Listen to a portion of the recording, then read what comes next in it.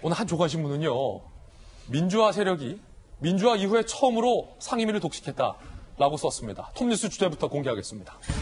여러분 어떻게 생각하십니까? 여야는 서로에게 책임을 돌리고 있습니다. 여당은 야당 탓을, 야당은 여당 탓을 하고 있습니다. 어쨌든 협상은 결렬됐고 그것에 따른 결과로 민주당이 17개의 상임위를 다 독식하게 됐습니다. 어떤 상임위 누가 가져갔는지 함께 보시죠. 국회 운영위 김태년 상임위원장, 법사위 윤호중 상임위원장, 예산결산특위도 정성호 민주당, 국토교통위 진선미, 환경노동위 송옥주 모두 다 민주당, 기획재정위 윤우덕, 외교통일위 송영길, 산업통상자원위 이하경, 행정안전위 서영교, 과학방송통신위 박광원, 교육위 유기홍 의원은 제가 생각했습니다. 모두 다 민주당이고요. 정무위, 보건복지위, 국방위, 문화체육관광위 도종환, 농림축산위 이계호, 여성가족위 정춘수. 정보위를 제외한 17개 상임위 모두를 민주당이 다 가져갔습니다.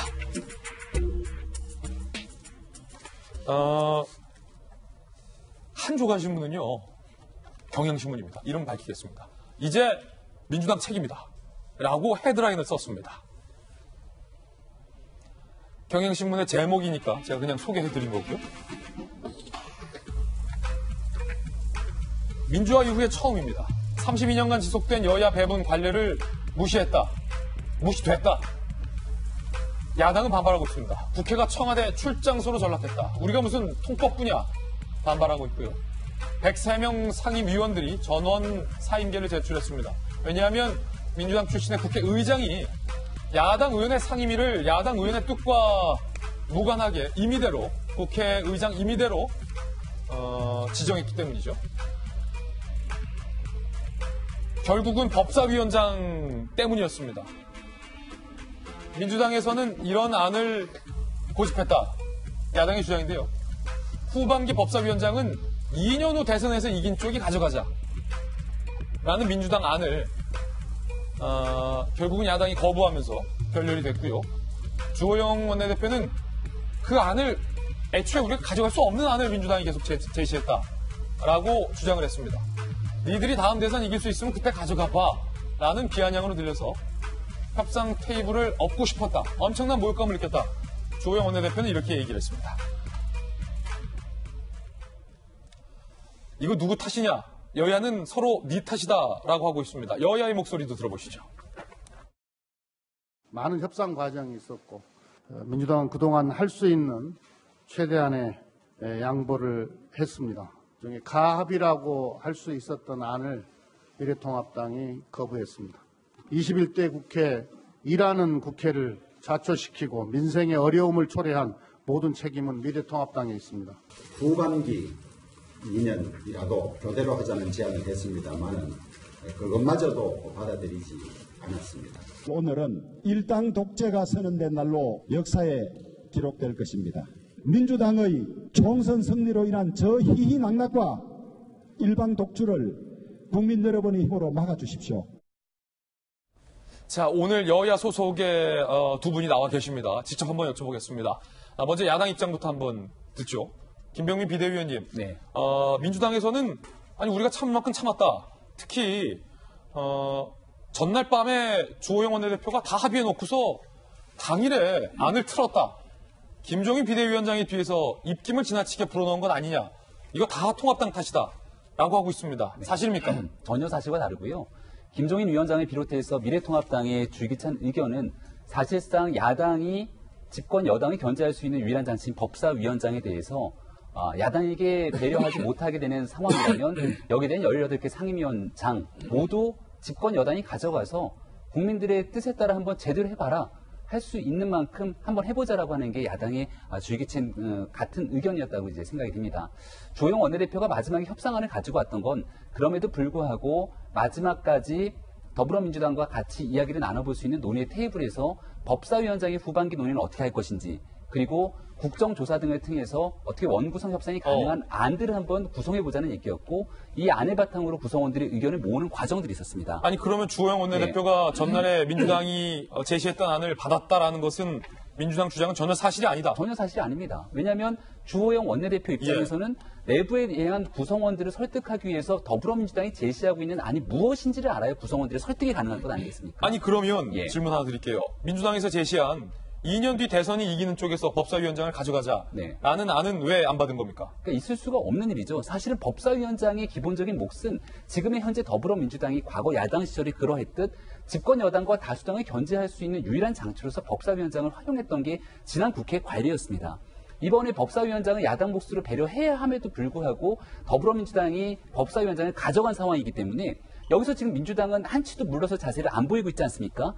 그래서 주호영 원내대표가 얘기했던 마지막 협상안 중에 하나가 그럼 전반기에는 가져간 상태니 후반기에는 야당인 통합당의 몫으로 법사위원장이 양보해라고 주장한 거죠. 예. 근데 이 또한 받아들이지 않는 상태이기 때문에 더 이상 103명 미래통합당 구성원들의 의견들을 모아낼 수는 없었고 크게 협상의 판이 깨지게 된 결정적인 원인은 결국 법사위원장 문제에 달려있다고 생각합니다. 그렇군요. 자, 이번에는 민주당의 박용진 의원께 한번 여쭤보겠습니다. 야당에서는 민주당이 지금 사실과 다른 이야기를 하고 있다라고 이야기하고 있는데 결과적으로 법사위원장이 문제였던 것 같은데 결국 여당은 법사위원장을 양보할 생각이 없었던 건 아닙니까? 예, 그렇습니다. 예.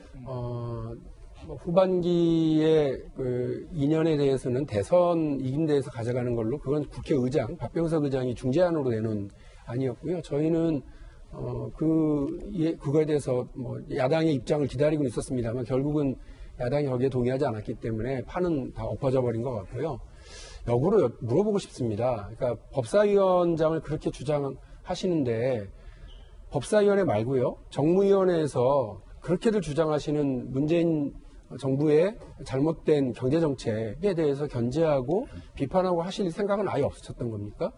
국토위원회 위원장을 맡아서 지금 부동산 정책 잘못 가고 있다고 그렇게 얘기들 하시는데 그와 관련해서 대안을 내놓는 야당의 능력을 보여주실 생각은 또 없었다는 겁니까?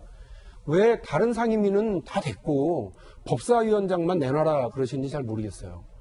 예, 그렇게 해서 지난 20대 국회 마지막에 여상규 의원이 법사위원장을 맡고 있었던 20대 국회 그 난장판 기억 안 나세요? 거기에서 박용진이 내놨던 유치원 3법 그 안에 학교급식법이 있었어요. 2018년 10월 달에 그 법 내놨고 그때 다들 뭐 동의하고 찬성한다고 그랬을 때 그냥 그해 11월 달에 끝났으면 지금 안산에서 저런 일 안 벌어져요. 근데 1년 4개월이나 끌었잖아요. 미래통합당이. 법사위 장악하고. 그 지금 저 일에 대해서 어떻게 책임지실 거예요? 미래통합당은? 근데 이번에도 계속 법사위원장 우린 잡겠다. 그러면 그 얘기는 발목 잡겠다로밖에 안 들려요. 그래서 우리 여당 안에서도요. 양보하고 국회는 타협해야 되는 거 아니야? 그런 얘기가 있음에도 불구하고 법사위원장만 주장하는 미래통합당의 주장을 저희가 납득이 잘 안 가는 거예요. 예. 정무위원회에서 국토위원회에서 산자위원회에서 그렇게 이야기하시는 경제 분야 무능한 문재인 정부를 비판하고 견제하실 생각 없으시냐고요. 그런 거를 좀 논의하고 국정을 책임지고 국회 역할을 해주기를 기대했는데 그냥 그 법사위원장 안 주니까 뭐 우리 안 한다, 니네가 독재하는 거다 이렇게 얘기하시는 거 정말 실망스럽습니다. 자, 그러면 이번에 다시 한번 야당 입장 한번 들어보겠습니다. 여당의 주장은 우리는 끝까지 하려고 했다. 근데 꼭 법사위원장을 고집하는 이유가 뭐냐? 발목 잡지 않았냐라는 게 지금 여당의 주장인데. 김병민 비대위원. 상임위원회 차원에서 아마 통합당의 의원들이 방금 전에 말씀하셨던 것처럼 국정 운영에 대해서 분명하게 견제하기 위한 많은 노력을 할 겁니다. 과거의 전례 같으면 지금 국회에 없고 아마 더불어민주당이 과거 야당이었던 시절에는 장외로 나가서 극한적인 투쟁으로 국회가 마비되는 사태를 봤던 게 지난날 민주당이 야당이던 시절의 모습일 겁니다. 하지만 지금 장외로 나가 있지 않고 원내에 남아서 국회 투쟁을 하겠다는 게 통합당 의원들의 의견이고요. 상임위 내에서도 상임위원장을 갖지 않는 상태에서 얼마든지 야당원의 몫을 할 수 있습니다. 하지만 왜 법사위원장이 중요하냐면 현재 100석이 조금 넘는 통합당 입장에서는 상임위원장을 가지고 있든 이 안에서 쓸 수 있는 야당의 카드들이 한없이 무력하기만 합니다. 지난번 우리가 패스트트랙의 과정을 거치면서 봤듯이 당시에도 그렇게 많은 의석을 가지지 않았던 민주당이 숫자의 힘을 가지고 야당과 협의 없이 일방적으로 밀어붙이려고 하면 얼마든지 하고 싶은 법안 다 패스트트랙에 태워서 밀어붙일 수 있음을 보여줬던 게 지난달 민주당이 보여줬던 전례입니다. 이번에 만약 법사위원장조차 가져오지 못하게 된다면 야당이 쓸 수 있는 무력한 상태 속에서 국민들이 40%가 넘는 표를 몰아주면서 이러한 의견들을 담아달라고 얘기하고 있는데 국회 내에서 이런 것들을 발휘할 수 있는 수단이 없습니다. 제일 중요한 건 법사위원장을 가져가지 않더라도 상임위원장에 있는 의석 배분 받으면서 여당과 충분하게 협의할 수 있는 국회 문화를 만들었으면 야당이 이렇게까지 가지 않을 거라고 생각합니다. 하지만 지난달 보여줬던 더불어민주당의 일방적 의회 폭거의 모습이 어땠는지를 한번 스스로를 상기해보길 바라고요. 법사위원장 가져가고 난 뒤에 일하는 국회를 꿈꾸겠다고 하는 더불어민주당의 행동을 한 번쯤 다시 한번 짚어봤으면 좋겠습니다. 추미애 법무부 장관이 나서서 법사위원들이 직접 나서서 하고 있는 지금 현재의 행태는 과연 국민들을 위한 대한민국 일하는 국회를 만드는 일인지 윤석열 검찰총장이 하고자 하는 수사 과정을 무력화시키는 일련의 과정들이 자행되고 있는 것은 아닌지 여기에 대해서 미래통합당은 국민들과 함께 일하겠다는 그런 말씀을 드릴 수밖에 없습니다. 지금 야당에서는 이렇게 반론하고 있어요, 박용진 의원님. 그래서 다 가져가서 잘하고 있냐? 민주당이 법사위에서 하고 있는 행동들 혹은 이번 상임위원장을 다 가져간 게 그게 정상이냐? 되묻고 있는데 박 의원님. 장에 나가지 않았다고 김병민 최고위원, 비대위원 말씀하시는데 그럼 장에 안 나가셨으면 국회 오셔야죠. 어제 상임위원회가 다 열렸어요. 그래서 35조가 넘는 이번 3차 추경안에 대해서 각 상임위별로 심사하고 질의하고 오늘 예결위가 또 소집됐습니다. 예결위는 오실 건가요? 35조는 중요하지 않나요? 코로나 때문에 어려워진 경제 문제에 대해서 미래통합당은 아무런 그러면 지적이나 준비나 대안이나 이런 게 없으시다는 건가요? 김태년 원내대표 믿고 더불어민주당 믿고 대통령도 믿고 이해찬 대표도 믿고 다 미운 거 알겠는데 그 미운 거를 실력으로 보여주셔야죠. 상임위원회에서.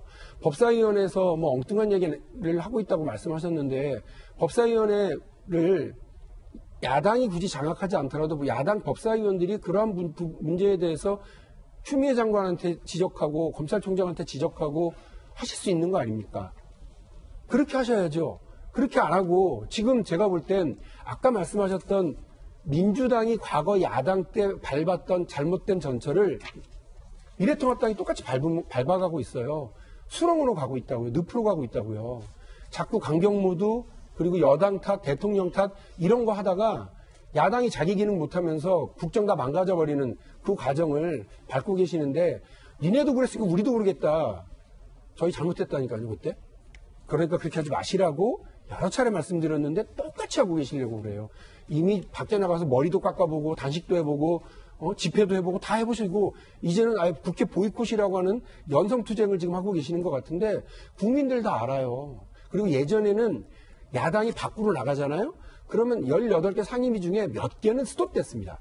근데 지금은 안 그렇잖아요. 야당 밖으로 나가도 국회는 돌아갑니다. 그런데 아무런 존재감도 아무런 실력도 대안도 준비되지 않은 채로 그냥 야당으로서만 목소리만 높이겠다고 그러면 어느 국민이 좋아하시겠습니까? 저는 정말 안타깝습니다. 네, 일단은 여야 두 분의 의견 지금 듣고 있는데 상당히 지금 초반부터 친한 두 분끼리도 굉장히 지금 뜨겁고 치열한 공방이 벌어지고 있습니다. 다른 분들의 의견도 좀 들어보고 다시 여야의 의견도 한번 들어보겠습니다.